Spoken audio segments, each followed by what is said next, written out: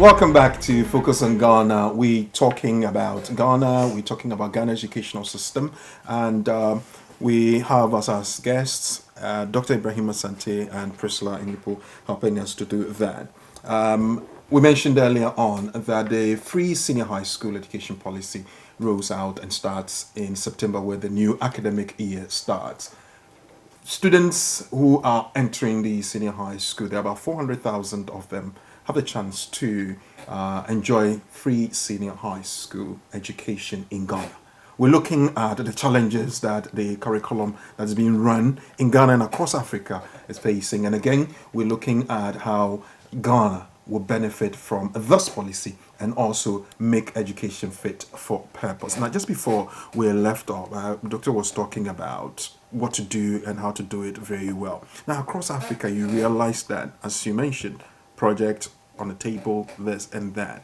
But the time we spend in educating our children, the levels, and of course the needs of the society, it looks like these things sometimes get lost. But the flabbergancy of we have trained children, we have trained students, seems to occupy our attention far more than the relevance of education. It's sad to say so, but it looks like that is what it is. It is what it is. When you think about the fact that in a typical African household, for instance, they would say, you're going to be a lawyer, you're going to be a doctor, and you're going to be an accountant, and you're going to be an engineer. You know, those are their four top areas. And if you said you wanted to go to drama school, woe betide you for dreaming. Woe betide you for wanting to be a farmer or anything of that sort. It just wasn't permitted. But I think that we're in an age now where we're beginning to understand, for instance, that if somebody plays football, that you know, we love, you know, the idea of earning so much money just for playing football, for instance. And I believe that the generation that we're in now are beginning to understand that education doesn't have to be strictly about being a lawyer, doctor, engineer, an accountant. But I do think that, yes, there are, you know, I know I made mention earlier that, you know, they tend to be on committees, and I think that those who really want to push things forward tend to be few in number. And that's why we're not having the same impact or effect of the desire of wanting the improvement. But I also think that if the African educational system would have included as part of their education some form of work experience. Okay. I think some form of work experience in these various fields would also help for our young students, our young secondary school students to also decide on what they want to do and how they want to do it. We've had parents that were making decisions for their children, and by so doing, you overlooked their gifts and their abilities. And so, you know, that also creates a failure in the system. Okay. Because somebody could be a gifted doctor, but then you're insisting that they must be a doctor of engineering. That's not necessarily their area. Somebody is a gifted and talented, you know, something else, but you're insisting they go and become an accountant. The system fails because we are not taking advantage. Yes, you know, our young ones ought to be guided, and the parents are there to do that. But I think we've always been so heavy-handed in times past as to what career path or journey that they take, and I think that needs to be looked into. But I think, you know, some form of work experience will certainly help them to build as they go along. It helps build confidence as well. Absolutely. But the other thing also that I think, bear with me a second, is that when you go into an office environment, it's not just a case of, you know, I'm just going on work experience, but you get there and you can actually see how an office runs, and you begin to look at see the different skills in operation for that office to run, and you see the requirements. You are engaged to do, you know, it may not be as much within the office, but you're engaged to do perhaps the little that you can to contribute to the day whilst you're there, to keep you engaged and interested. And I think that would help. Just imagine if we had those agricultural students on a farm, working on a farm for 2 or 3 weeks during their time at secondary school. We had them in the science lab, or we had them, you know, also, you know, just doing basic experiments, nothing major. We had them in Nigeria, for instance. They have these tech hubs now that are being created all over the place. I'm sure that there are some that are also coming up in Ghana. If we had our young people work experience in these tech hubs right now, you know, those talents we will see them. We also see on social media the young man from is he Liberian, who created, what was it? He created a, oh God. Anyway, yeah. But to interject there as well, I also really prefer also the approach of the root cause. It seems in the past we have been focusing on change, but I believe we need to look at transformation instead of change. And I know Kweku is going to ask me, what's the difference between change and transformation? Naturally. fair question. Well, change is temporal, and it's two ways. I don't like it, I come back. And that is what has been happening. Transformation is permanent. Okay. When the butterfly moves from cocoon to butterfly, it never comes back. And that is transformation. When a baby, a sperm and an egg fertilizes and becomes a baby, it never comes back. So Africa needs transformation, hence transformational leadership, transformational media communication strategy and skills. We also need to look at the informal sector as well, the national civic education. If the civic education apparatus was working properly and parents knew that they shouldn't impose on their children, but rather harness the talent of the child, then the next tier will be counseling in schools.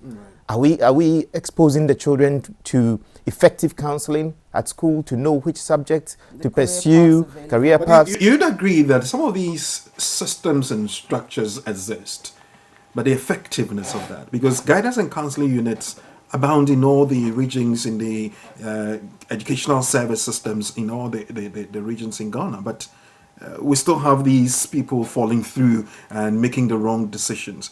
It brings me to the point where we look at the instruction time and interaction, teacher-pupil or teacher-student relationship. Is there a problem, probably, is there a problem with the instruction and who is giving the instruction, that we don't have the products that we desire? I think is a multifaceted thing. I look at the third side of the coin. Most people believe in the production and consumption, instruction, and the people thing. But the third side is the communication, the distribution. How is it communicated? With what? In what mode? And with what technology? As we said earlier, technology is here. We're using WhatsApp for all sorts of things. Couldn't we, as a nation, have policies, communication strategic policies with education in mind as to how we can educate the populace? So we must use technology to our advantage and have policies instead of just projects. Although we can have projects within the policies, but we need to also think beyond our individual parochial political affiliations and look at the country as a whole instead of I am PNC, MPP, NDC, and be objective in critiquing issues without being labeled as this party or that party. Well, finally, on this issue of education, the policy will roll out. In the budget statement of the present administration in March, the sources of finance were announced. The amount of money that initially has been put in place was announced. The president has been going on to say that there's enough money to do that and it will work.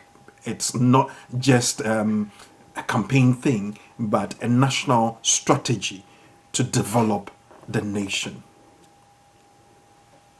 Are we sure that it will work the way it's going to be rolled out? The first year students will have it. People probably thought it was going to be a general thing and everybody in there will. The way it's being rolled out, are we sure we can sustain it? Briefly on that, then we'll move on to another. Can it be sustained? Of course it can be sustained. If Mr. President has done his sums and believes that it can be paid for, I believe it can. And all it means is that he needs to be very, very not only judicious with his purse for the country, for instance, but I think also that there's a need to pay attention to ensuring that the funding that is allocated is not misused, misappropriated, and doesn't find its way to pockets where it has no business going to, but it actually goes directly to the project intended, or to the to what it is intended tend for. to be obsessed with the word project. Well, anyway, but the other thing as well, the other thing I must say is that, as you made mention there, all of these things exist within either our systems, the constitution and so on, but we never actually feel the impact. And I think one of the key areas that needs to be looked at is the area of making sure that it is done. There needs to be checks and balances. Accountability is everything. Well, the discussion naturally will go on and on and on, and it won't end. At the end of the day, it is the best interest of Ghana that is being sought here. In September, as we said, the policy will roll out, and we'll see how it goes. And along the line, Focus on Ghana will be coming to look at that again. In recent times, there have been some challenges in the judicial system in Ghana. There have been allegations of corruption, the challenge of citizen insubordination, and logistical inadequacies.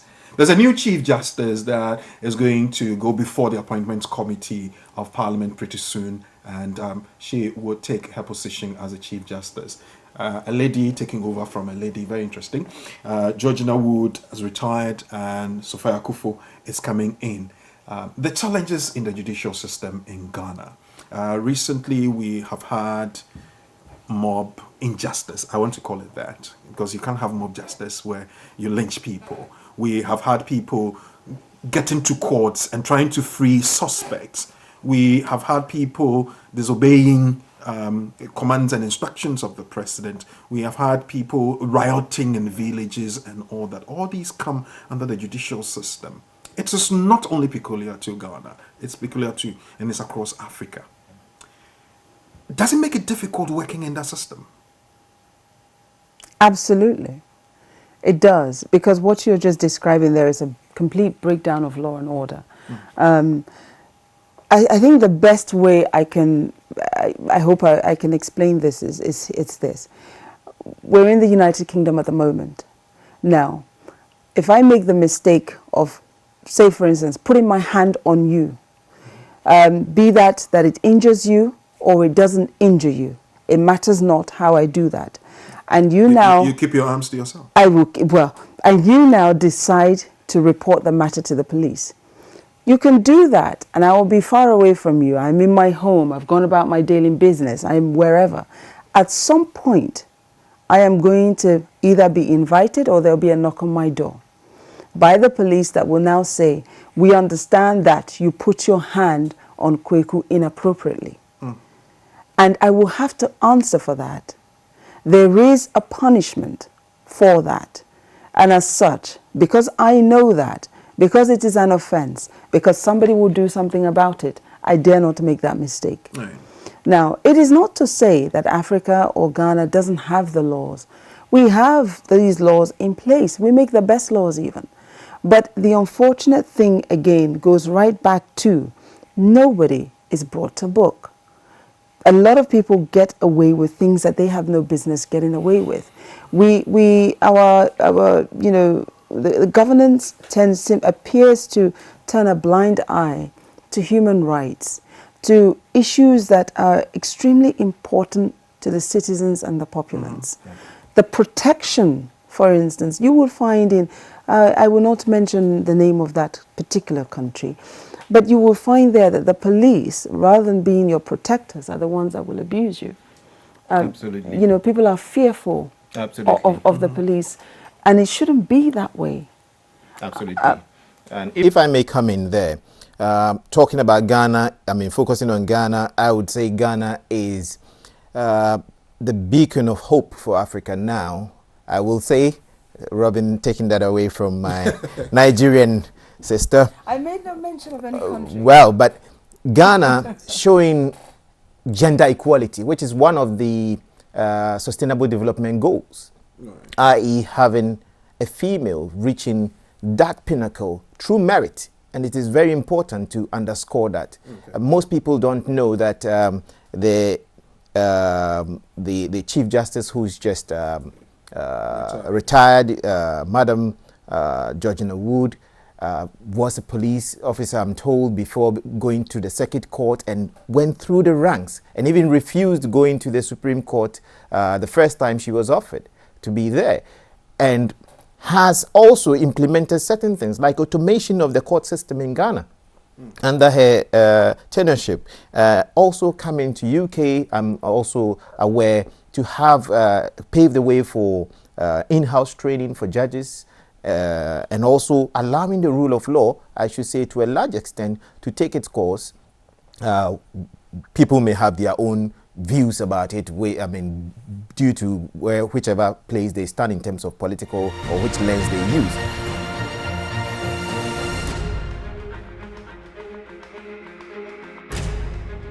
With me today on The Road with Sika is our special guest who was a candidate on the BBC The Apprentice, Samuel Boateng. It's our this, and we got to create a story that's going to draw people in and get them interacting with our product, business, and can be seen. And then when that doesn't, he's riding, he gets knocked down. So as he's laying down. Since The Apprentice, the savvy businessman has co-founded a learning platform, Build and Master, which supports entrepreneurs and professionals to enhance their businesses and careers. On the show today, Samuel shares his experience of The Apprentice, his faith, and the possibility of settling up a business in Ghana. You are of Ghanaian descent. Have you been to Ghana before? Wow. You're coming with a hard-hitting question straight away. The last time I was in Ghana was 16 years ago. So when I was 12, I know, it's not good. I think every time I want to go back to Ghana, since then, something's always come up. But hopefully, God willing, I'll be there this Christmas, December. So we can start a clean slate from there. So do you remember how it was like when you went to Ghana? Because I was so young, I was always with my mum, traveling around the country. So also, when you're younger, you don't really get to experience going on your own and do the adventure stuff you'd want to do. So it's like from family to family to family. So it was all right, but I like to go out as a grown man and see what Ghana's really about. So hopefully I can go and do that soon. So do you speak the language? I do, yes. Well, tipaji emite, but I can't mean to mean kayi, so mean tainka. It's Ghana for swim it. See? You've done well. No, I'm not laughing at you. That's very good. I'm trying. Because some people can't speak at all, so you've tried, so well done. So let's go to The Apprentice. So what made you decide to go on The Apprentice? I didn't actually watch the show beforehand. I watched it the year before my year, and that was literally it.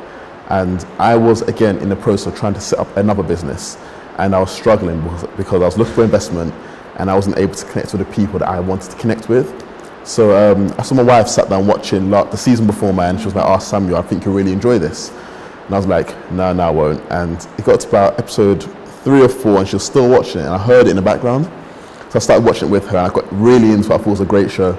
And at the end of the show, she was like, I think you should apply for it. I was like, no way. I don't want to be putting myself on such a public platform to get this grace in front of the whole country. She's like, no, I think you should do it. So I applied, went through the stages, and eventually I got into the process. Were you nervous going into a house where you didn't know anyone, or even meeting Alan Sugar? Yeah, I'm sorry if I'm ruining his TV image, but from what I've seen, he's a very nice guy. I think it's more TV persona, but in actual fact, he seems like a really straightforward, down-to-earth, nice guy. So, and that's why he's probably done so well in business as well. So yeah, again, I went to university, so 1 year on campus, so that most people can experience with different people anyway. So in that environment, I was more excited to see how other entrepreneurs operate, how they work, how they kind of think through their processes. So I saw this opportunity to really learn from them. Watching the program, you correct me if I'm wrong, you had an introvert personality, you were quite reserved. Although you had your views, you had your strong opinions, do you think they portrayed you the way you wanted to be portrayed on TV? I think that's what a lot of people said to me when I left the process. "Oh, Summer, you're too quiet. Why didn't you talk more?" I was like, you know what? I was speaking.